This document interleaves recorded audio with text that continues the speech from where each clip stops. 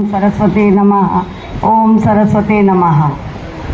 यहाँ उपस्थित मेरे प्रिय विद्यार्थियों, बच्चों और समस्त स्टाफ और यहाँ उपस्थित चीफ गेस्ट श्रीमती प्रतिभा बेदी जी, सभी को स्वतंत्रता दिवस की बधाई हो। जहाँ हम सब सिर्फ थोड़ा सा मनोरंजनात्मक कार्यक्रम हम यहाँ एंजॉय करते हैं, लेकिन एक सच्चा चरित्र तभी बन पाता है जब हम जीवन में कुछ कर पाते हैं। जैसा सभी ने सुदामा जी का चरित्र सभी ने पढ़ा होगा। सुदामा जी बहुत अत्यंत गरीब थे, निर्धन थे, पर आप सोचिए क्या वे दरिद्र थे? नहीं, वे दरिद्र नहीं थे। क्यों? क्योंकि उन्हें आत्मा, उनके मन में जो संतुष्टि थी, कुछ ना होते हुए भी उनके मन में जो संतुष्टि थी, इससे हम कह सकते हैं कि सुदामा जी के चरित्र से हमें कुछ सीखने को मिलता है। वो दरिद्र नहीं थे। आज का मानव जो असंतुष्ट होता है वह दरिद्र होता है। चाहे उसके पास कितना भी धन हो, जीवन में हमें जो भी सुख सुविधा संपदा हमें प्राप्त होती है, हमें उसी में संतुष्ट भाव रखना चाहिए, क्योंकि यही संतुष्टि हमारे जीवन में प्रगति का कारण बनती है।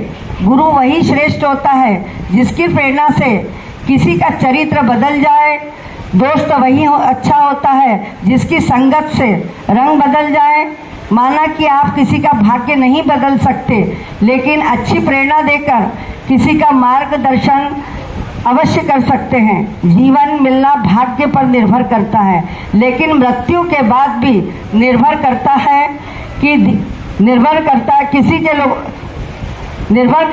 लेकिन मृत्यु के बाद भी किसी लोगों के दिलों में रहना कर्मों पर निर्भर करता है,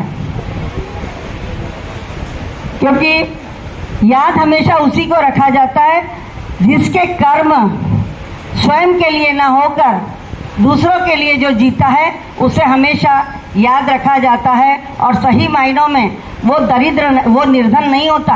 वो सबसे बड़ा जो होता है, सबसे बड़ा दरिद्र नहीं होता, क्योंकि उसे संतुष्टि होती है कि मेरे को मानव जीवन प्राप्त हुआ है और मैंने इस जीवन में आके दूसरों के लिए कुछ कार्य किया है, तो उसे आत्म संतुष्टि मिलती है। और जैसा आज का परिवेश जो है, हमेशा ध्यान रखना चाहिए कि अवशेष मात्र भी बचता नहीं है। हमारे जीवन में अवशेष मात्र भी नहीं बचता है। किसी ने का चाह बची रहती है, किसी का यहाँ बचा रहता है, तो बस सब कर्मों की कहानियाँ बची रहती है। किसी ने सच ही कहा है कि यहाँ यदि जीवन में कुछ बचा रहता है तो उसके कर्मों की कहानियाँ बची रहती है। आज भी हम कई ऐसे ऐतिहासिक पुरुष हैं जिनके कर्मों की कहानियां हमें सुनकर, पढ़कर हम अपने जीवन में आगे बढ़ते हैं। तो मेरा सभी से निवेदन है कि जैसा आदर्श विद्यालय है, तो यहाँ पढ़ने वाले, यहाँ जितने भी आपके सहपाठी हैं, जो आपके शिक्षक है, सभी से एक बात ज़रूर कहना चाहूँगी कि अपने लिए तो सब जीते हैं, औरों के लिए हाथ थाम कर चलना सिखाए और उन्हें आगे बढ़ना सिखाए। फिर देखिए आपकी उन्नति अपने आप आपके पीछे खड़ी होगी। हमेशा अपने कर्म को प्रधानता दीजिए, तभी ये आदर्श का सार्थक नाम हो सकेगा। धन्यवाद।